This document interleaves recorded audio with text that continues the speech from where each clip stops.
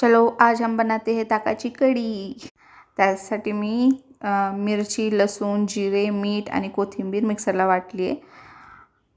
2 चम्मच बेसन टाकले थिकनेससाठी आणि थोडीशी हळद।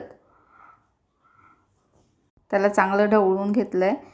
मग गॅसवर ठेवलं पातेलं आणि त्यात टाकलं 2 चम्मच नाही 2 माप तेल। तेल चांगलं गरम झाल्यानंतर त्यामध्ये टाकली आहे मोहरी। मोहरी चांगली तडतडली ना मग समजून घ्यायचं की फोडणी चांगली बसली। मग जिरे टाकलेत, मग थोडासा कढीपत्ता, मग थोडंसं ठेचलेलं लसूण ज्यामुळे चव अप्रतिम येते।